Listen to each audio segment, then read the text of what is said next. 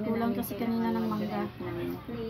Dapat complete recipes. Manunulungan sa mga ikakasal. Sa halip kasi na umupa sila ng taong tutulong, Yummy. mababayaran nila ng 500 pesos kada tao. Ang mga manunulungan, libre. Kamag-anak din kasi nila ang mga nag-volunteer. Nagkukusa na po silang mag-isip na kung may kulang man po sa rekado, kung kailangan po ng mga table.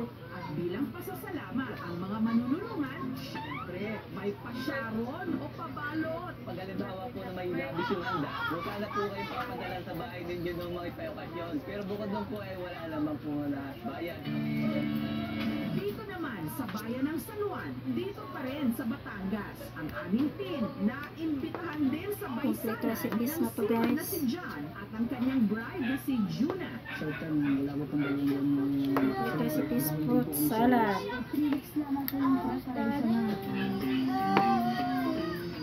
Sa biyernes pa ang kasal, pero bisperas na, abala na ang Iubos na natin itong ano para mas na manunulungan creamy. sa pagkatay ng apat na baboy na lulutuin at gagawing pasabit.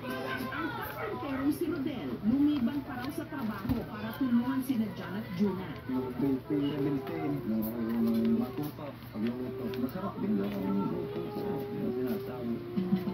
Dahil maramihan ang luto, isa raw sa challenge para kay Rodel ang makuha ang tamang timpla ng kanyang mga lulutuin. Bisperas ng kasal, magdamaga ng i-marinate ang karne para mas panuot ang lasa. Sayang, itapon pa. Huwag masira ang karne. Yun na guys, matang creamy na siya. Sa tenga, ang ingay ng Delicious, sorry. Shanse.